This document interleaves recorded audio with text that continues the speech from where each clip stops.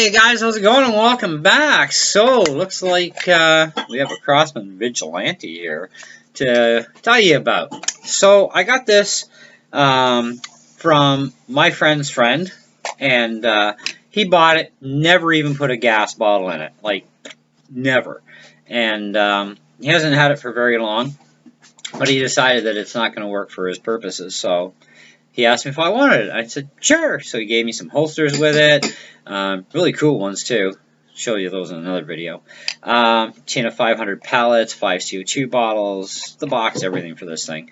Anyhow, it is a 10-shot pellet or 6-shot BB.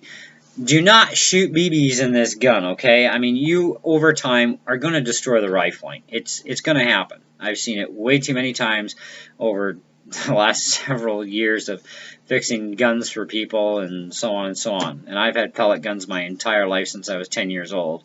And I've shot a lot of guns, and let me tell you, it will destroy the rifling. So you'll learn as you go.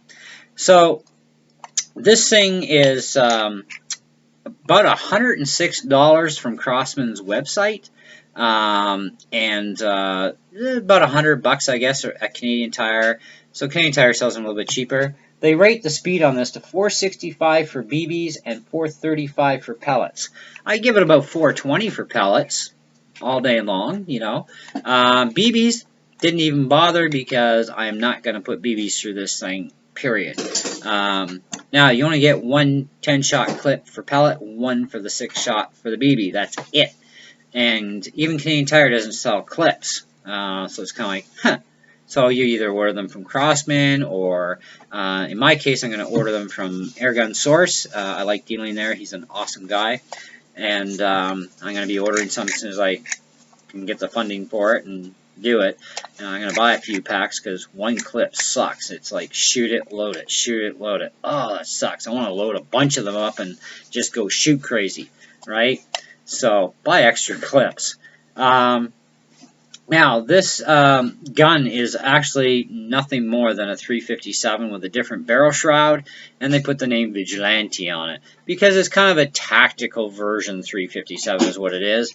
You have a Picatinny rail on the bottom, you have one up top, so you can mount some different optics, flashlight, laser, whatever you want to do.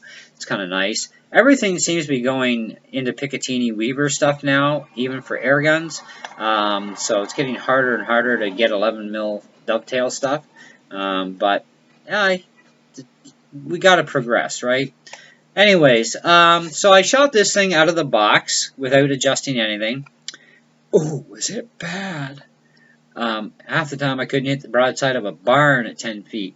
So anyway, I took the laser bore sighter kit out and lined her up the way you're supposed to with a bore sighter, which does not get you dead on, by the way.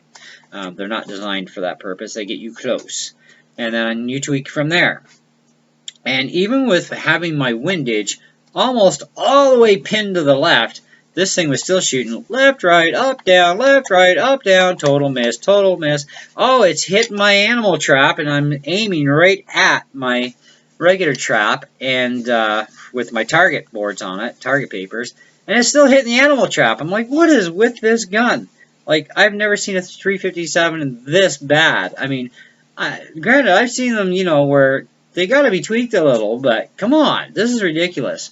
So I looked at the muzzle, and I noticed at the muzzle end, when it was crowned on the lathe, somebody went too far over to the right side, so they crowned it way off center, and really messed it up really bad. So now I don't have a lathe anymore, so I'm thinking, well, let's see, what have I got? I got some big ball bearings, I got some 2000 grit, I still got my other stuff I used for crowning anyway. Let's take it to the shop. So I pulled the inner tube out, and I carved about 1 millimeter off this thing to get the meat even again, or as close as I can get it anyways, and I didn't want to take too much off. There's about a 1/4 of an inch you can play with. I shaved off about 1 millimeter, but I didn't want to go too far out, okay, like for going in. You can take quite a bit off, though, as long as you don't hit that shoulder, because that shoulder is actually a stopper, and it stops the barrel from firing out of the front of the gun. That's what that stopper is for. That's why it's tapered at the end at a 1/4 of an inch. So I peeled back like I said, about a millimeter, and then I recrowned it from there. Okay, the gun shoots so much nicer. My windage is now almost in the center, which is good. It's only a little to the left. Okay, and of course I did have to raise my elevation a little bit more than what the bore sighter did. So the bore sighter really didn't move it much. So I actually had to raise it a little bit above. So bore sighters are not perfect. Anyways, so I shot some targets since the new adjustments. I was too embarrassed to show you guys what this gun was like out of the box. It was just horrifying. I mean, it made me look like I was the worst shot in the world. And I'm not a pistol guy. Okay, I'm a rifle guy, and I love rifles, and I'm deadly with a rifle. But pistols, I'm not bad with. So anyways, this gun does have its limits. So since the recrowned, 8 meters, this is what I got. Now I'm also fighting a wind, so some of this stuff is wind, okay? But 8 meters, that's pretty scary, okay? So then we thought, all right, well, let's try 6.7 meters. And I actually got 2 bullseyes side by side, and of course one in the number 9, and the rest were a little bit out. Now I'm freehand shooting here, keep that in mind too, so that's not the steadiest way to shoot any gun, okay? Because you have your natural body movement as it is that kind of throws you out, right? So 5 meters shooting. Now that's a much tighter group. Now that's what we like to see. So I would say anywhere between 5 to 6.7 meters, the gun is going to be great. Because at 8 meters, it ain't that good. And you're not going to dial that in any better. I mean, you get much better range at 5 and 6.7. So then I got my wife to shoot. Now she hasn't shot a gun of any sort in about 3.5, 4 years. Okay.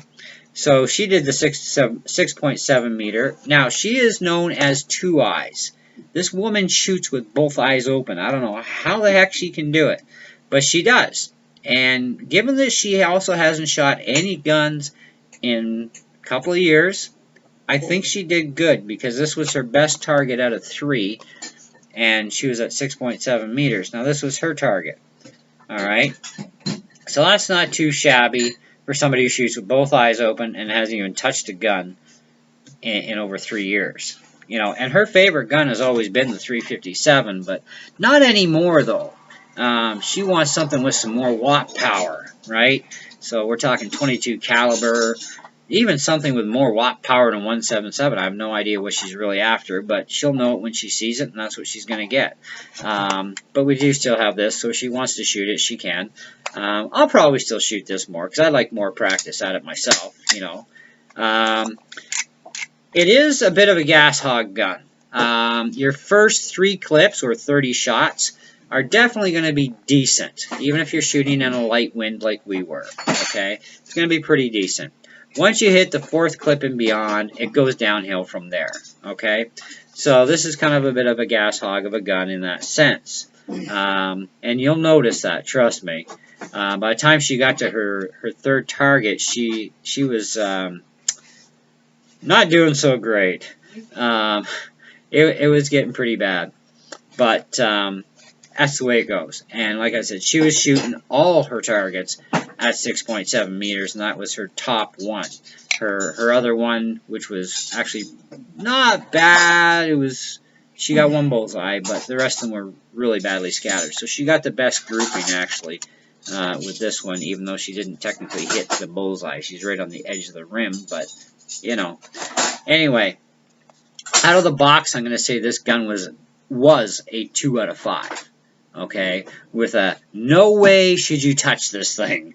Okay, since recrowning it, peeling back some of the barrel, okay, I'll move this thing up to a 4 out of 5. I think that since I fixed it, it's a 4 out of 5. Should you have to fix your own gun though? No. I can't claim a manufacturer's defect because the warranty's not in my name, and I wasn't going to go through the trouble of saying, hey man, can we see if they'll replace this for us, because this thing just... forget it. It's not worth it. I can fix this, and besides, I make it better, and besides, am I going to get a better gun? Or am I going to get something far worse? I don't know, right? And so I have a 1x5 belt sander, and you put the protractor on there, make sure it's dead even when you're doing this, and very lightly just turn at the same time as it's running the sanding disc, and just peel a little bit back and check and see how perfect it is. Now, you're not going to get 100% out of this, but to the naked eye, that should look like the outer ring and the inner portion and the metal thickness is consistent all the way around. Once you got that part licked, then go ahead and grab a ball bearing, you know, not something that'll fall down, it's got to be able to sit on top, and some 2000 grit paper, and you put her on there, and you just twist back and forth and back and forth and back and forth and back and forth for a while, and then you'll smooth that right out. Now, as far as any burrs that could be left in behind, this is the process I did. I started with the bearing and the 2000 grit, then I took a little fine cone-shaped stone and then a polisher cone, and I just manually went in and just twist back and forth with my fingers very gently, because I don't want to dig in, I just want to deburr. Okay, then I used the polisher next, then I went back in again with the 2000 grit and a ball bearing, spent a little extra time on it this time to finish off the crown, and I think I got some pretty darn good results. Okay, these guns have never been very good past 10 meters anyhow. Okay, never, right? So for shooting at 6.7, not bad. 7 meters, still not going to be bad. But when you start hitting 8 meters and above, this thing is still not going to be the greatest. Okay, anyways, that's our gun. That's my thing on it. Now, as far as, given that 90% of the shooters out there have no clue on how to do any of these kind of repair tweaks, would I recommend this gun? Well, make sure you look at that first. You will have to sight your gun in regardless. So even if this looks really good, don't think it's going to shoot good out of the box. You've got to sight it in. Okay? Get it sighted in, and then see where your best range is going to be with that gun. Because every one of these are going to be completely different. And even the crowns are going to be different one from another.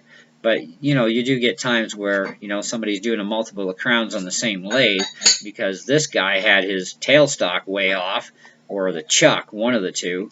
Yeah, you're going to see that there's probably, I don't know, maybe a couple of thousand of these things in the world that are going to be really super bad, that are going to need to be fixed. And you can actually claim a valid warranty defect, okay, with the gun, because of the way the crown was on this. There would be no problem. It's a defect. It can't even sight in, period, and it's all over the place. So that's a defect, clearly. Okay, so you will be able to claim a manufacturer's defect on that for warranty purposes.